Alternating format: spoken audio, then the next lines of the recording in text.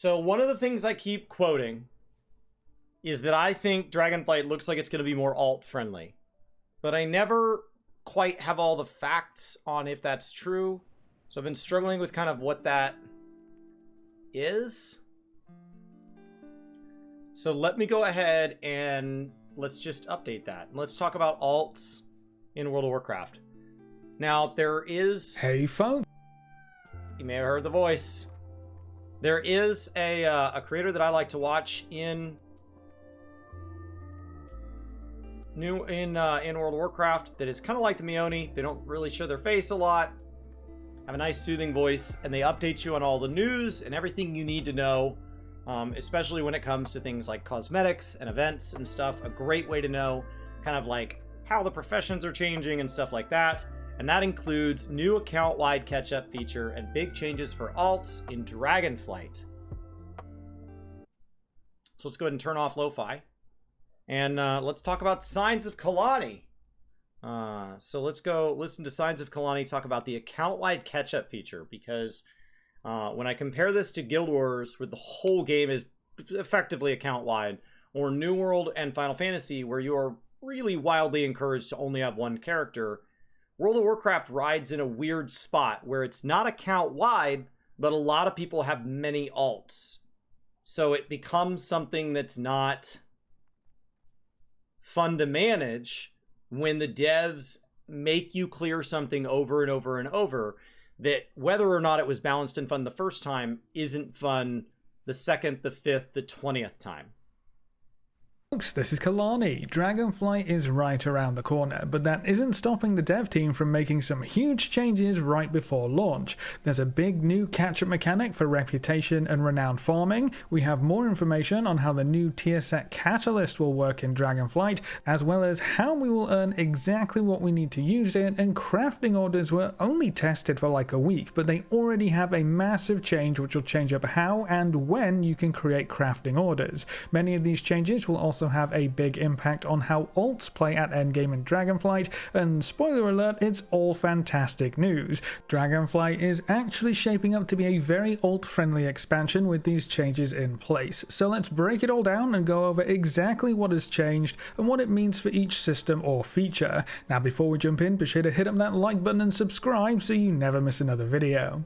Let's start by talking about the changes coming for the new reputation grind and the revamped renown system, because this will be absolutely huge for alts at endgame in Dragonflight. If you haven't seen this overhaul before, it's pretty simple. Reputations or factions in Dragonflight will not follow the typical friendly, honored, revered, exalted rep grind that we've been used to. They will instead use the renown feature from Shadowlands. But before you start having some nasty Shadowlands flashbacks, let me clear some things up. You don't have to pick a rep to join or farm for. You can earn rep with all 4 factions at the same time. That's awesome. Okay, so let me explain this in a couple of other games' terms. In Guild Wars 2, there are times that you need to align yourself throughout the main story. And you get to kind of pick and choose things, but ultimately it does not change the way you play. In New World, you might align with one of the 3 factions, and it substantially changes the way you play, but not to the point where it changes the weapons you get to use or the places you get to go. It just kind of changes who you align with, because there is an element of PvP even within the PvE aspects of that game. In Final Fantasy XIV, there are NPC-based factions that you join called Grand Companies, and back in A Realm Reborn, you chose one of the 3, and it limited what you could do as far as PvPing with other players, but over the years has been stripped back to effectively being a cosmetic-only choice that many players have hoped would have a bigger narrative impact than it does. But in World of Warcraft in Shadowlands, you had to pick one of these that was tied to the current expansion zones, and it added literal abilities to your bar, one based on what class you are and one based on which covenant you picked, and it changed the way your class played fundamentally. And where this became problematic is if you PvP in a different way on your class than you PvE, you might feel penalized. If you like the cosmetic of one and not as much of the one that actually gives you the abilities you want, you felt penalized. And if you decide decided to play on multiple characters, you felt penalized. And so there were just all these elements where the beauty of it was that it had these unique storylines and these really cool events and great cosmetics and these beautiful zones.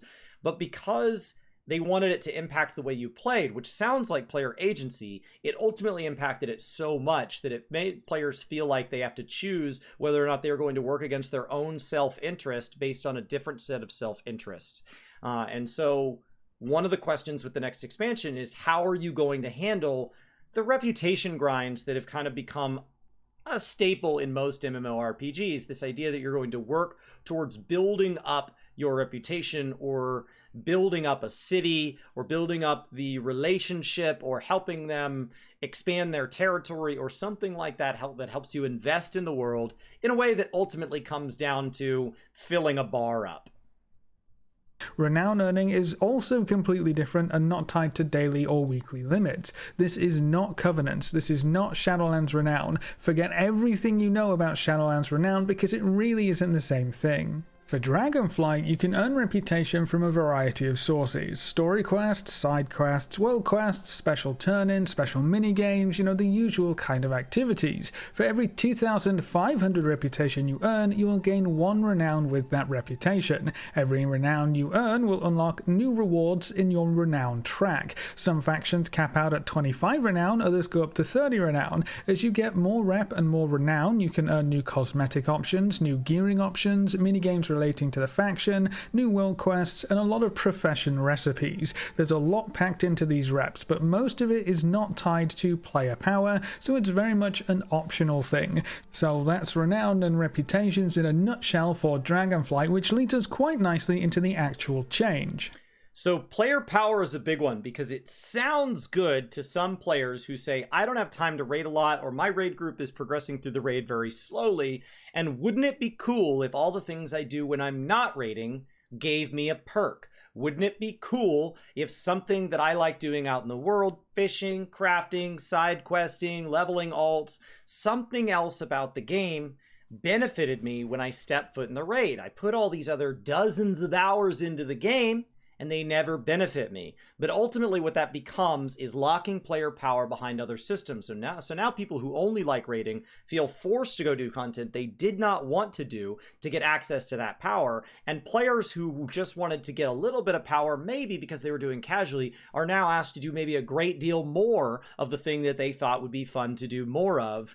And it becomes an expectation. Now it becomes, I can't find groups if I want to go join a random group for something, they do not want me in there unless I have this. And now that is where something becomes a chore. It is not something rewarding you for doing something optional. It is a reward so good that the word optional quickly fades away for a portion of the player base that really dictates how players interact with each other. In the most recent beta build, a new reward was added in for every faction at Renown 10 and Renown 20. At Renown 10, you can earn the Word of a Worthy Ally 1 unlock. Allows other characters on this account to gain 100% additional reputation. I doubt that's an account unlock. It'd be cool if that's stacked, so every time you hit 10, it just like 10,000%, but still. While below 10. So it's a catch-up mechanic. Okay, keep going. At Renown 10, you can earn the Word of a Worthy Ally 1 unlock. This will increase your other character's rep gains with that faction by 100%, so fully double the rep gains while they are below Renown level 10. This is available for every faction, so if you get to Renown 10 with every faction, every other character across your entire account will have double rep gains with everyone up until that Renown 10 mark. That's going to make getting caught up with Renown on your ults so much easier and faster, and will make it quite valuable to focus on one character first to unlock those speed up bonuses.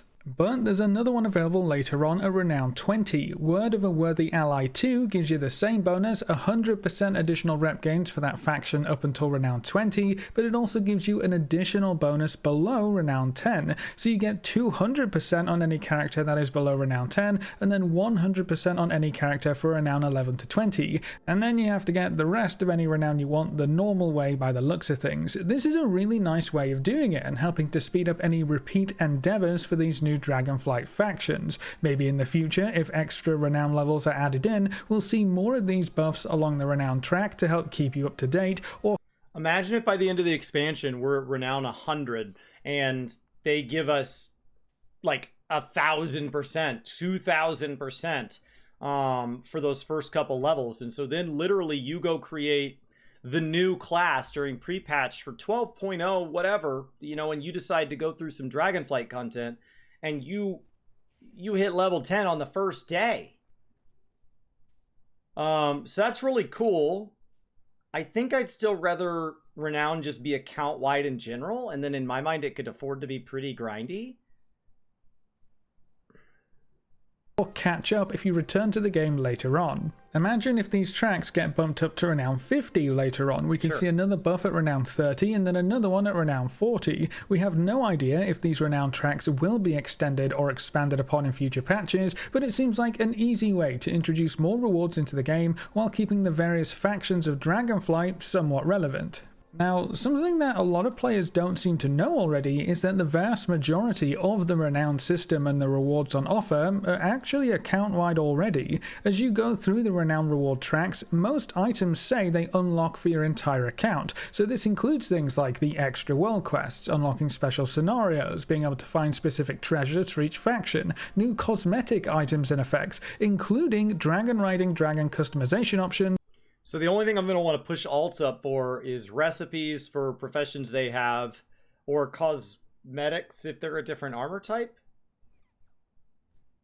Items and effects, including dragon riding dragon customization options, faction related special story quests. You know, almost all of it will unlock for your entire account just by completing the renown requirements once. The only things that are not account wide rewards are the gear rewards, or the ability to purchase new gear rewards, access to profession recipes, and the renown levels themselves. So if you get to renown 20 on one character and then you want to swap to a different one, you start back down at renown 1, even though most rewards have already been unlocked. So it would be more advantageous to you to finish the renown track on one character. That way everyone has access to all of the cosmetic stuff, and if you really want the gear rewards or profession recipes, you'll get those big catch-up buffs to help you smash through the rep requirements. So, no matter how you look at it or what you want from the reputation rewards in Dragonflight, it's much more alt-friendly this time around in every way possible, which is fantastic to see.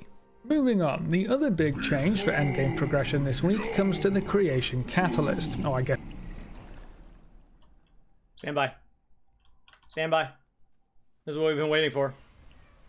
Glacial Lord. Alright. Stand by.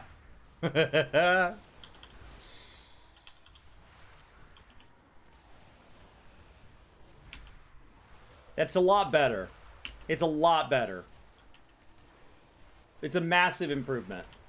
14 fans don't really have to deal with it because, like, choosing to have an alt is already kind of a hard road that makes you the exception, not the rule. So, like, the people it affects kind of know that they've chosen to do something weird and they're expected to clear all the story again and all that. So it's just not an issue in the same way.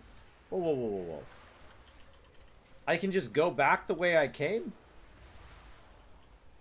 That was awesome. I didn't know that I could tap it again and go back where I was. Oh, that was cool. Okay. And New World, it's not an issue because you're always moving your faction boards in a positive direction. So once again, you're not encouraged to have alts. It's not an issue. Guild Wars fans are used to everything being account-wide, so they're like, just add more reps if you want it to be more grind. Okay, so I got a second dimmed Primeval Water. And another cowl, which I already had. Alright, well, I tried. Okay.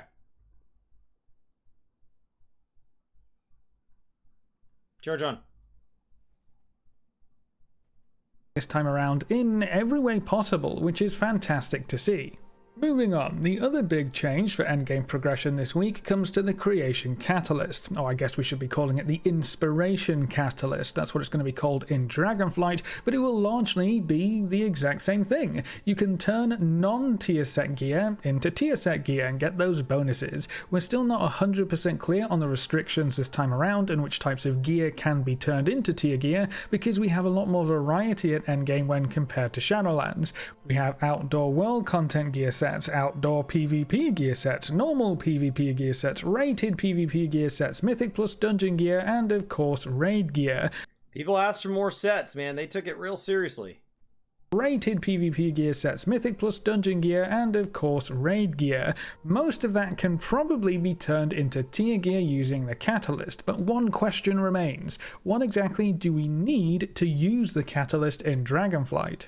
In Shadowlands, we needed a charge, which accumulated over time, as well as a good chunk of the Cosmic Flux currency, so even if you had plenty of charges, you would still need to do some farming for Cosmic Flux on any character you wanted to use the catalyst on. Those requirements are going to change in Dragonflight. We still need the charge, but it will not accumulate passively over time. We will have to actively complete a weekly quest to obtain a charge to use. So you will have to be actively playing the game to earn your charges this time around, so it's a little bit more legwork to get your charges. On the flip side, there will be no new currency to earn or farm that will be needed in the catalyst, so all you need is that charge, which means the weekly quest is going to be very important. We don't have solid info on exactly what the quest will entail just yet, but the dev team did say this.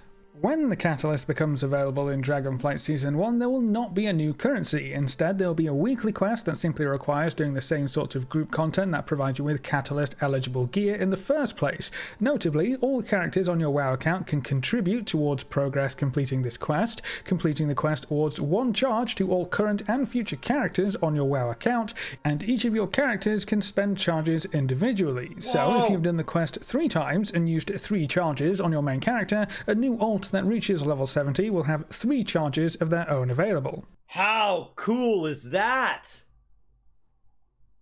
So I can contribute progress. So it's like in Guild Wars when I go complete my dailies. That's just a thing that I do, and I can jump and do daily number 1 on the first character, daily 2 on the second character, daily 3 on the third character, and then I get the account-wide daily reward. However, if I want to gear them out, I am getting the ability to use that charge on each character that I want to mess with the gear for, including characters I have not yet leveled, which means that if I am somebody that wants to focus on a main character through the first raid and then level my alts 6 months into the expansion, and then I decide to switch to one of those alts being the character I bring into the second raid, I'm not going to feel like I'm penalized because I didn't pre-stage one of every class at the beginning of the expansion so that they could be collecting their dailies. So it's not only do it one time account-wide, but that one time account-wide protects you for the entire duration. That is super cool.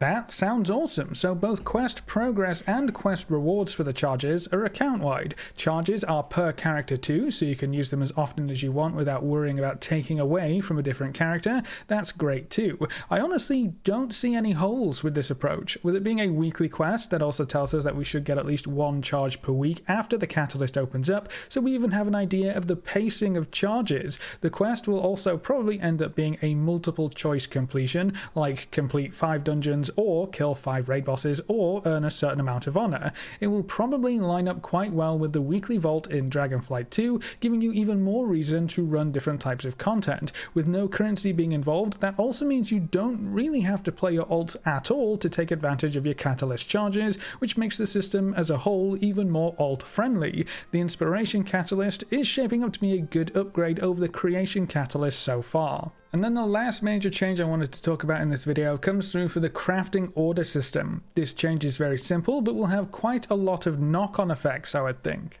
Previously, when creating a crafting order, you could decide how many materials or reagents to provide alongside your commission. This allowed you to basically ask a crafter to craft something for you without actually providing anything at all, hoping that the pure gold commission would cover everything. That honestly would have been a bit of a mess and would make it very time-consuming for a crafter to figure out if a commission and craft would be worthwhile.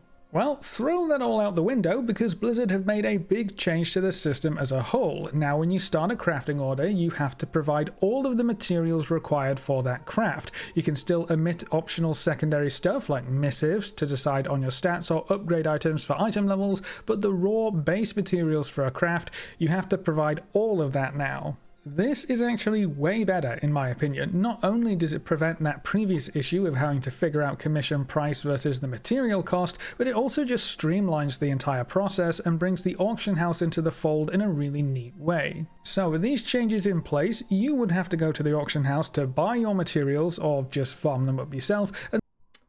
Is it still limited to only things from this expansion? And then take all of those mats over to the crafting order NPCs to place your order, toss in a commission, and hope a crafter takes your order. Over on the crafter side, it's going to be even easier now. Every crafting order will now provide the required materials to actually complete the craft, so the only limiting factors for you as a crafter are 1. Do you have that recipe and can you craft it? And 2. Do you have any of the optional reagents that the order requires to be finished? Outside of that, the only thing left to look at is the commission, which should be pure profit. Is this gold price worth your time and effort to complete that order? For the most part, it probably will be. It's almost free gold after all, so I'm interested to see how this pans out. It sounds better and provides a much smoother experience overall, especially for the crafter, but that does mean you always have to get your materials yourself before making a crafting order. So it's maybe less convenient for the buyers or order places, but I think it's going to be a good change overall. Now perhaps the most important part of this change is that it's only actually enforced for public orders. For guild orders or private orders, you can still provide minimal or even no materials for a craft. That makes a lot of sense because those are typically the kinds of orders with more trust behind them, but for the wide wild west of the public order board, there's no trust to be seen. So you're also not necessarily worried about making money with a friend, right? And so if it ends up being it's missing the bottom machine chassis here and that costs me, if those are worth 5 gold or 50 gold, I don't care. Like if it's the friend that I'm going to run Mythic Plus with and they want these opticals and then I just want to like provide the machine, it's fine. It's fine. Like I'm not worried about it. So that's a little bit different. To provide all of your materials up front.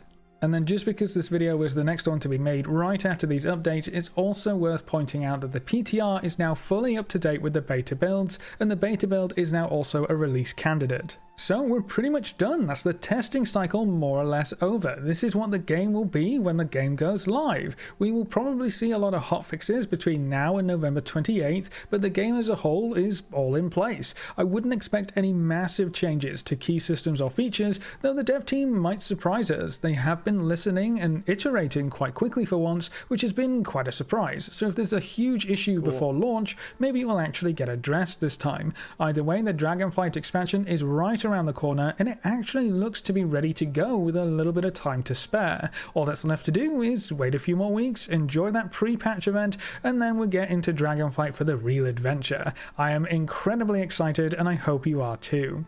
But those are the big changes to endgame which will make playing alts so much easier and more enjoyable. What do you think of the changes to the... I think it's awesome. I think it's awesome.